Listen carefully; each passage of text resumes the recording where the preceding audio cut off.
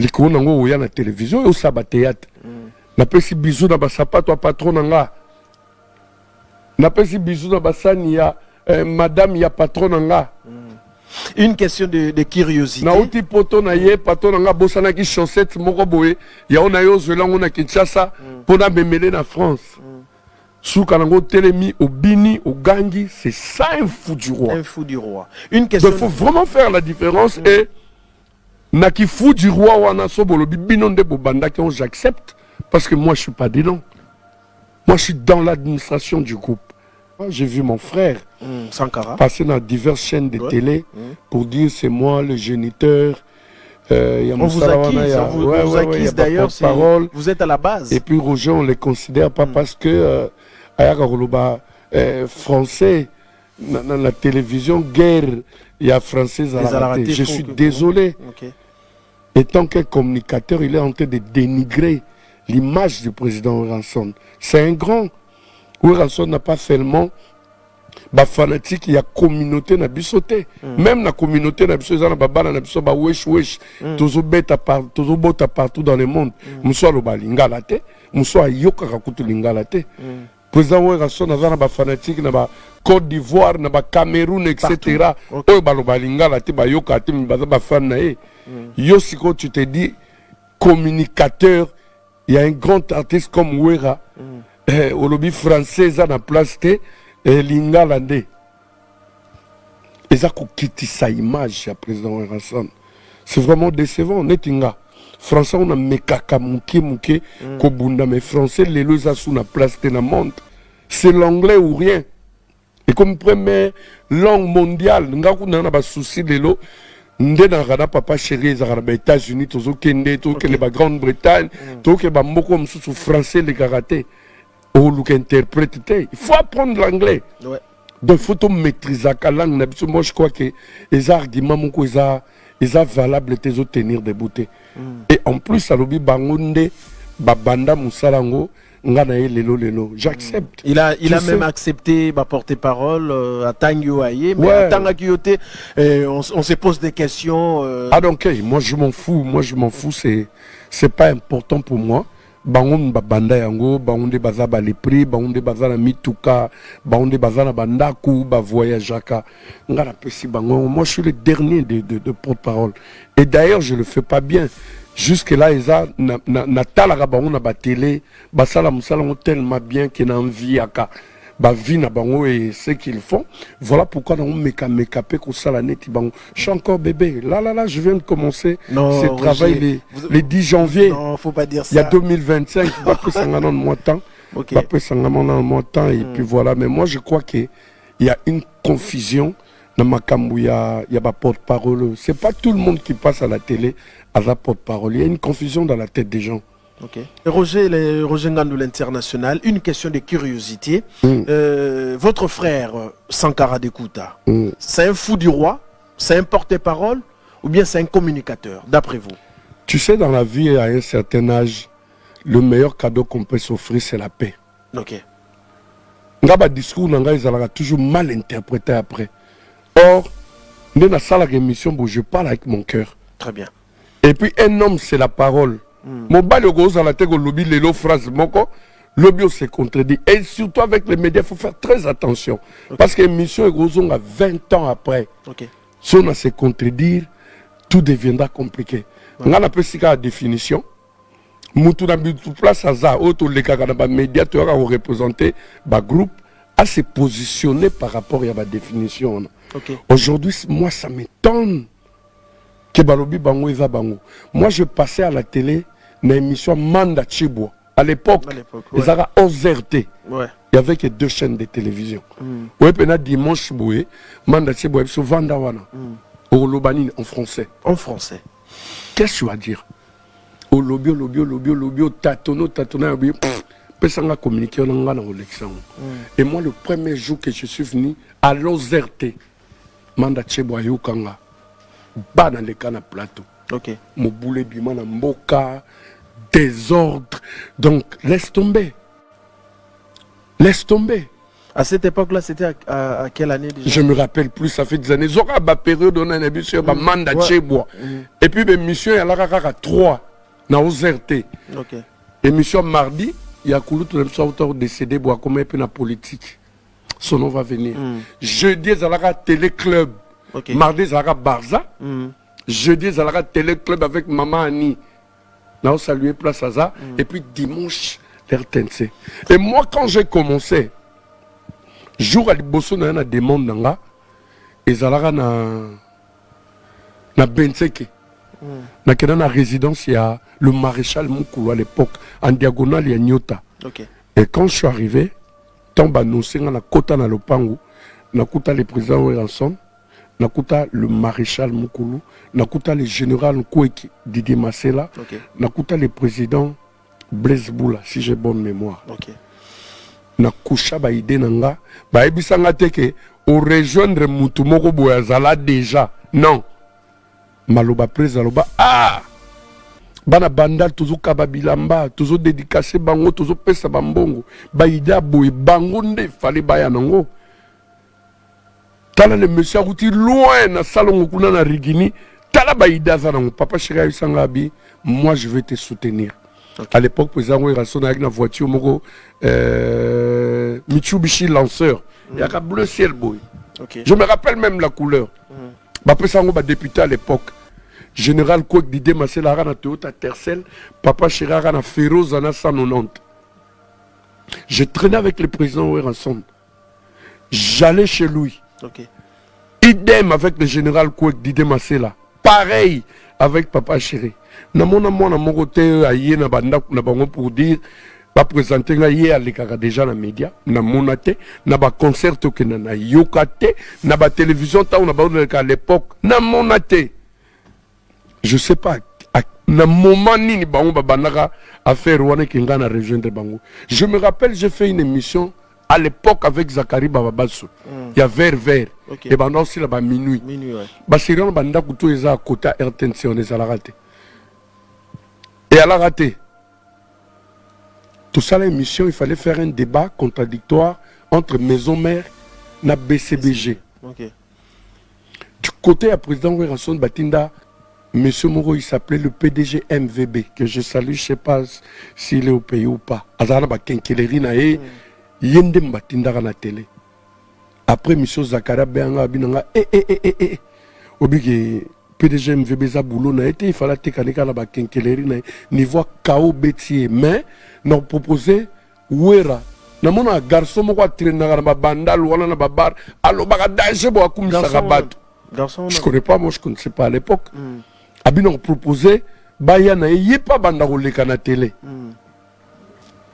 Zachary il est vivant, Manda Tchebo il est vivant et tu as qu'on soit souci moko tang ba fou di roi ba comme le na télé na RTNC ba boyaka to bandaro leka. OK. Moi j'ai vu le ministre culture et art parce que na linga ko mona batute ba boma mona nanga. OK. Mais si on a pas porte-parole ya banananga. J'ai vu le ministre, il est encore vivant. Il y a son nom va venir.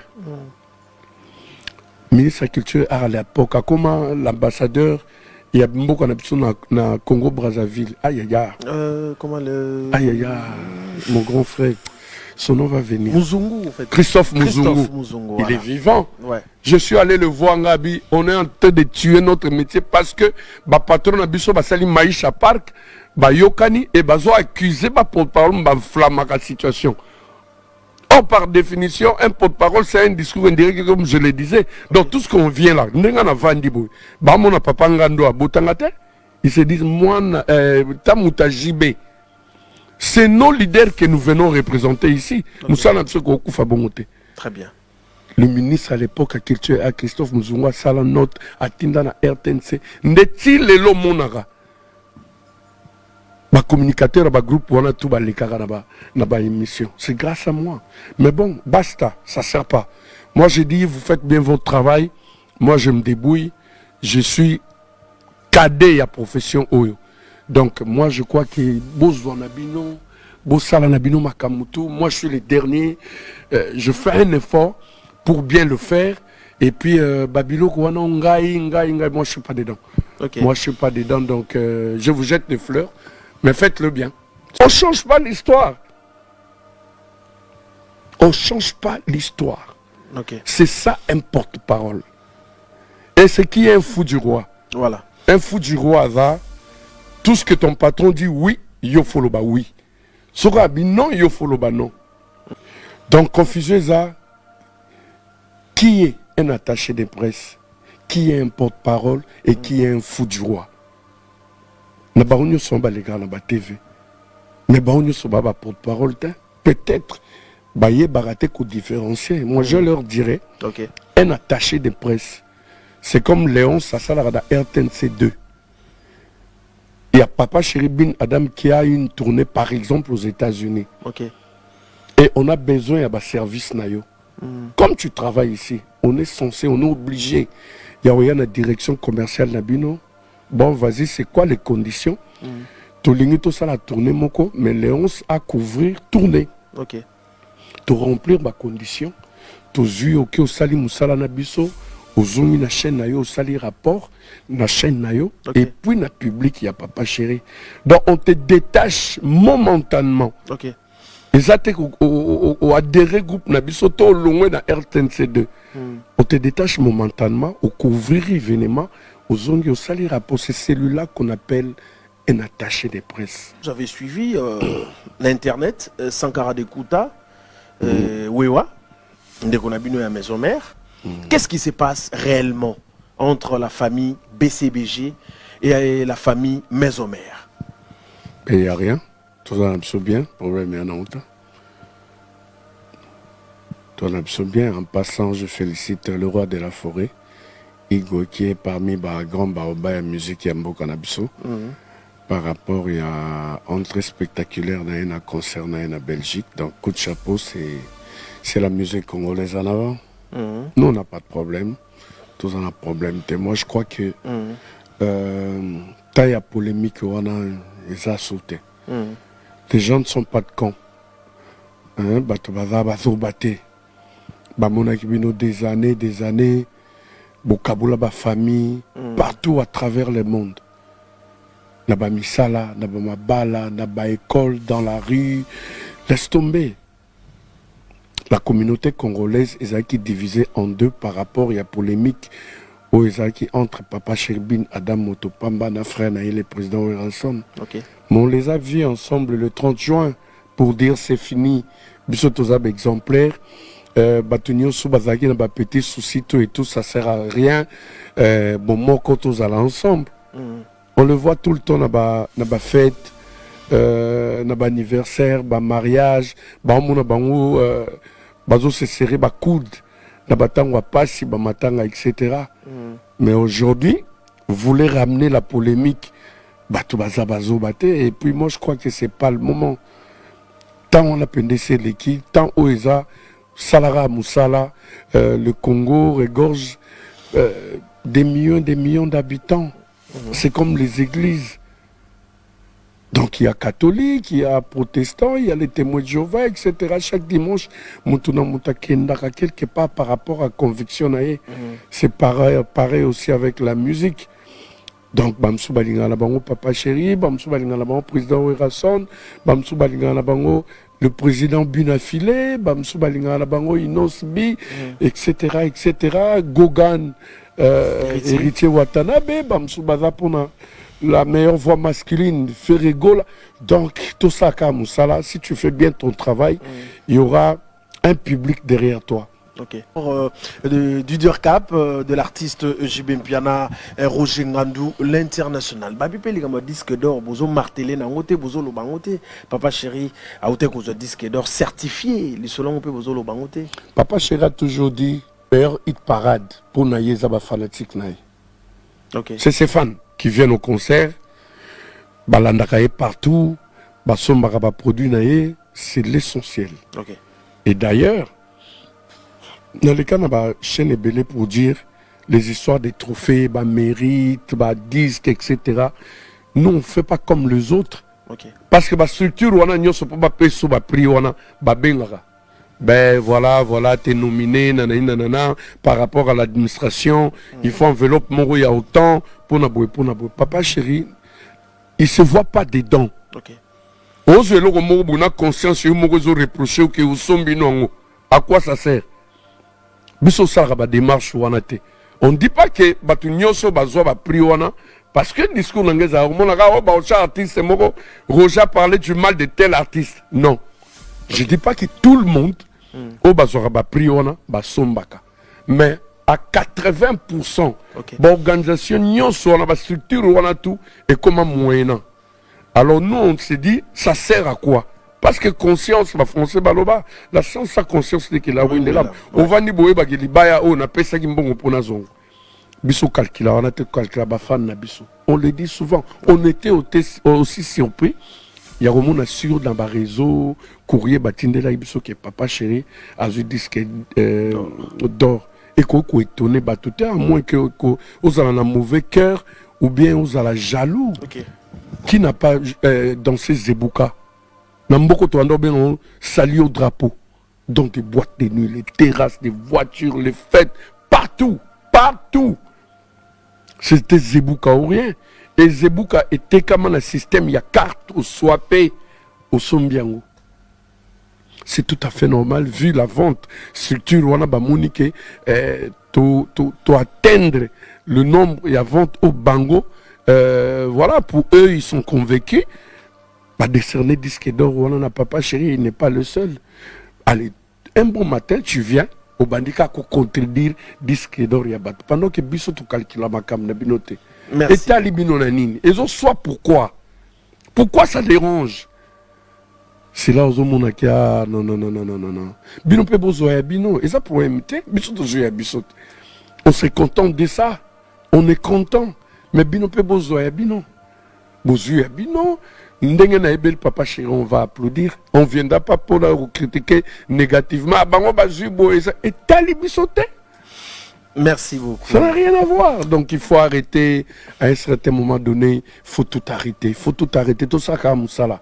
Tout ça, la Moussala. La polémique, Wana, Bissozana, Bissoté, le banon, papa chéri, Tonga, immeuble. Lia caviar, Somba Rolls, Lia Loso. Lia poulet, ça ne suffit. La vie de nos enfants, de nos petites familles sont assurées. Ils ne meurent pas de faim. C'est l'essentiel pour nous. Merci beaucoup.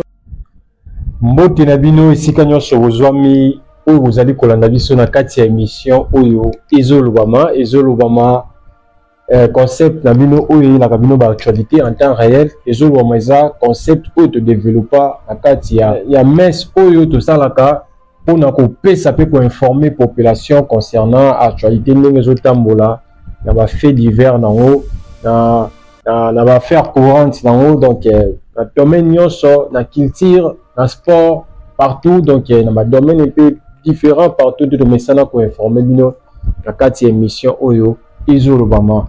Merci na Kolonzambe Tata, merci na Zone Congo Media et merci na yope aujourd'hui libako ya kolanda biso na kati ya émission oyo Ezolobama. Vraiment musique ya Congo to c'est canon. Musique ya Congo des fois parfois on beli so liboma na niveau moko boyo tala boye mais to combien ndenge nini et komi boye ndenge nini. C'est loko ka to mesana nango na système to tambola nango nepe yango na to mesana nango kaka parce que déjà to yebi ndenge fonctionnera donc o penana nyacho yemba donc politique eza wenge donc voilà lobi ofinga ki lelo saleki boye et lelo komi kaza nanga loko te nanga mutu pamba donc mais lobi ozaki yo nozaki na champ de bataille na bitumba et quand les avantages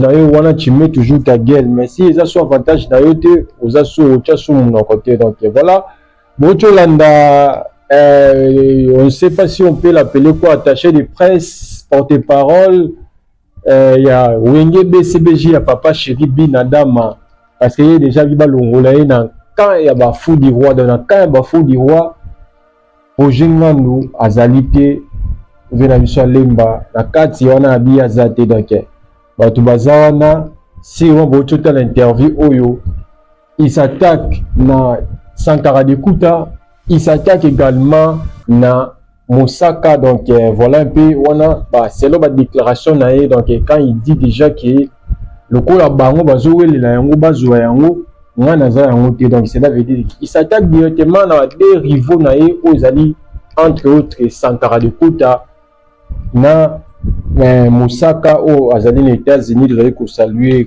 vraiment. Bocho Kabino Moko ba déclaration naé azaki clair à l'objet selon c'est dit il considère donc Roger il considère Moussaka, il considère Sankara de Kouta comme des fous du roi, c'était des fous du roi. De l'autre côté, il y avait un fou du roi, Nangamou ya papa chéri Zalaki Moussaka, et de l'autre côté, ils ont un fou du roi qui est Sankara de Kouta, soit les na TV, après ça ramène Bassan Yawe en son moté, après ça ramène Baloup Yawe en son moté, donc voilà, c'est dire, donc selon auto-capté, parce qu'il s'adressait vraiment particulièrement à des personnes, voilà, le bazar vraiment en courant et bien que ce soit Moussaka, que ce soit Sankara de Kouta. Donc on n'a pas vraiment beaucoup de choses à polémiquer là-dessous ou à commenter, pas vraiment polémique, mais à commenter ou à analyser.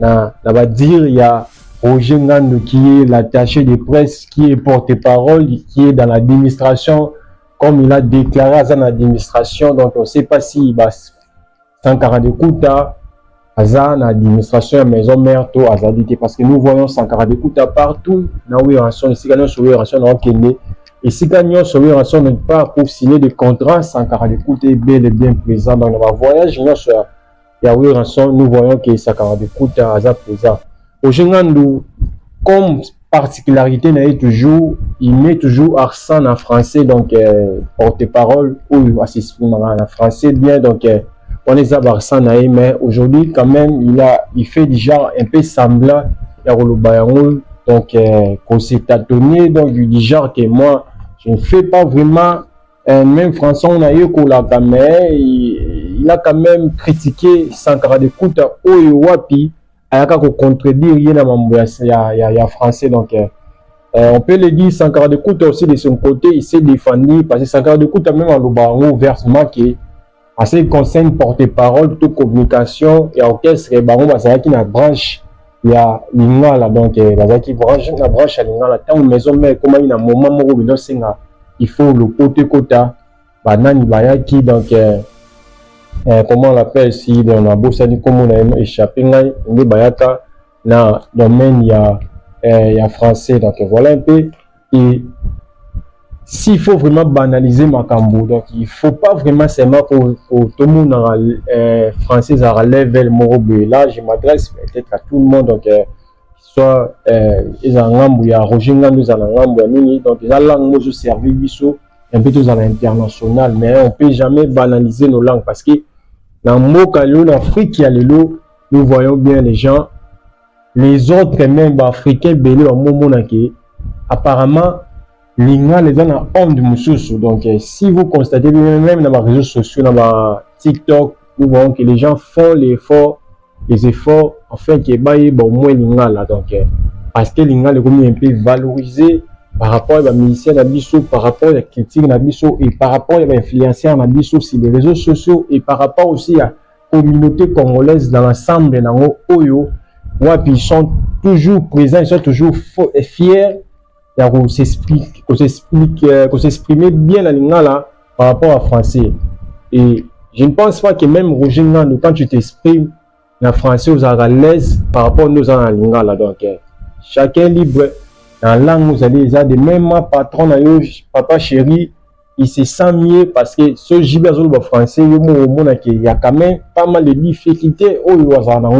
Mais quand Azalo Banamonaï, Azana facilité à s'appeler à l'aise. C'est pas seulement papa chéri, même qu'on fait l'homme idée. Si vous l'avez interviewé dans la en France, au moins quelque part, bien qu'il y ait la maîtrise de la langue à Molière, mais il est quand même limité parce que la langue n'est pas là. Il se sent à l'aise, il peut dégager des lignes à utiliser des termes, mais son ligne. Donc, on est entre parenthèses par rapport à un peu complexe, où tout ça, dans le domaine où Italie, français. Donc voilà un peu. Roger Ngandou joue aussi dans ma G, donc il joue avec des mots genre que les autres sont des fous du roi. Il y a peut-être communicateur, Aza porte-parole, attaché de presse. Moi je pense que dans Moussala Nyon se faut se démarquer dans Moussala. Donc Sankara de Kouta, communication qui porte-parole, les acquis dans autant tout le monde bandit à guerre, il y a Wenge, na Wenge Moussou. Ma porte-parole qui déjà parce que tant vague où à Wenge et comme il y a un système à porte-parole, donc les Sankara de Kouta, ce sont les gens et les Moussaka, ce sont les gens qui se démarquer dans Moussala na bango. Au Ngandou, il y a aussi limité dans Moussala, n'est ça la logique à Moussala. Alors Sankara de Kouta se démarquer dans Moussala na bango, il y a un plus na bango, au yozo bengango fou du roi. Donc il y a des PC bango makambu, il y a des PC bango komo, il y a des PC bango parce que ils ont voulu attirer attention à Bato. Pour nous attirer attention à Bato. Donc on peut pas toujours faire les choses. Mais surtout ça est là quand on est ça la marabon. Il faut nous de la manière il y a quoi attirer les gens, attirer attention à Bato. Si pour ça que les gens se porte-parole, tout ça la marabon n'est moko, tout l'été dans plateau 5 personnes, 5 porte-parole. Ça la communiquer un mouvement tout le monde a le même rythme, le même rythme, à le même rythme. Les gens, bateau la bine s'ennuyer à tout changer chaîne parce que au point de parole le bélo moko. Alors Sankara de Kouta, Moussaka, bango innova qui ina ba style na bango moko etikali lelo. Nous voyons de l'autre côté à BCBG qui sont le Moussaka sur parole. Donc il va comme sa papa chéri na niveau moko boye a sala ba moko boye a se démarquer a la différent na Roger Ngandou a la différent na Moussaka na Sankara de Kouta. Tout a bien les éléments. Vous voyez? Donc Sankara de Kouta aussi de l'autre côté. Lui ici il a apporté quelque chose na ye ils a considéré comme moi comédie mais au fond nango si je n'ai pas pour attirer attention à bateau. Tant que vous faites attention, après nous allons faire communiquer. Aïe, nous dans un premier tabani, nous allons faire bassin, yaoui rançon, mbote, après c'est mon ça, yaoui rançon. Les gens vont s'asseoir comme ça. Ils vont essayer de faire bassin, mbote. Il est normal ou quoi? Attirer attention, capter attention à bateau. Tant que vous voyez au talaye, après nous allons acheter un message à groupe plus important.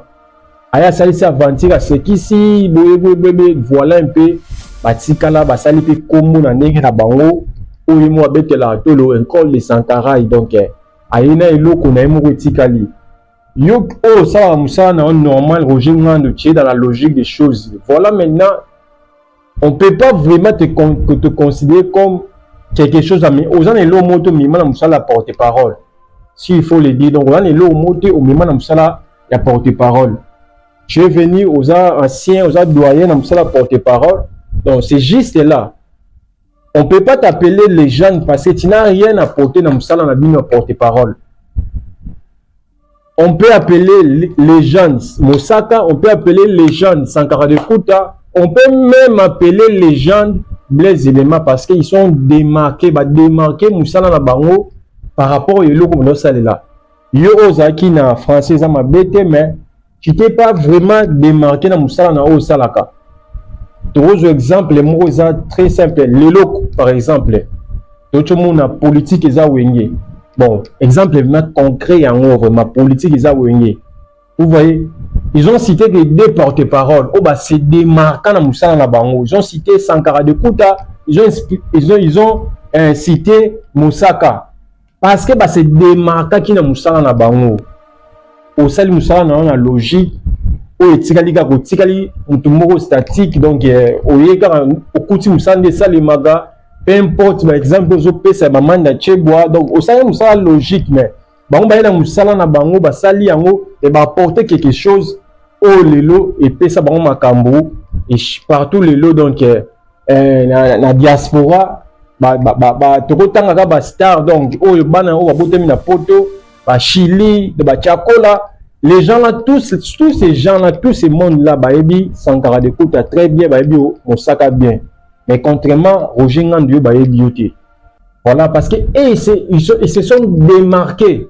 Sur le monde à Chili, ça na plateau, ça la nini, à Boka Sankara d'écoute, parce qu'ils se sont démarqués dans Moussala na bango, qui est un Roger Ngandu. Nous on dit que Kofi Olomide Azara quoi pressé Moussaka donc à plusieurs reprises. Ce sont des gens qui sont se démarquer à l'époque où on va porter quelque chose. Donc voilà un peu, ça sert à rien de venir critiquer quelque chose qu'on bien à déjà fou du roi et la Moussala na bango considéré bango fou du roi na se démarquer et batiki combo les loyo bakomi même immortalisé politique eza wenge Oyo Sankara et za Moussaka donc et loko basali bango ba dédicacer bango que nous saluons Alèche na Zozo Machine et tikali bongo na histoire même bana la montagne ba ko ba yoke moi ba yoka nzembo yoka ke mon papa na biso basala musala mo à l'époque mais toi peut-être au contraire aux ala stationné dans la BCBG ou à Boga Kyo.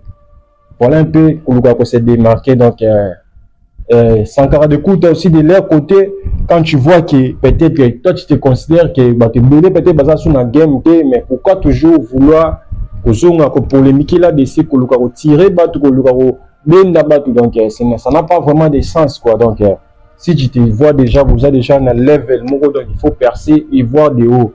Et non pas pouvoir pourtant encore la cima parce que même à dire il y a Roger Ngandu là c'est déjà qui ils ne veulent pas les games bah ni pas en avoir une game qui bah ni pas en avoir une actualité qui bah il est bien clairement ceux qui l'équipe les canami le biso et cela veut dire c'est ils ont une manière à abandonner donc tu abandonner la biso ça là au moni sur l'équipe biso contrairement à la décennie passée parce que là mbango yo lobby boye pas lobby mais sur moni lelo avant qu'on y m'a défaite, avant qu'on y m'a été boliki, cela veut dire que drapeau blanc va télémiper va tomboli mandoki. Donc voilà un peu mon analyse tout le monde ça la lune émission où ils ont l'Obama tout l'équipe dans moment la biso va dédicace.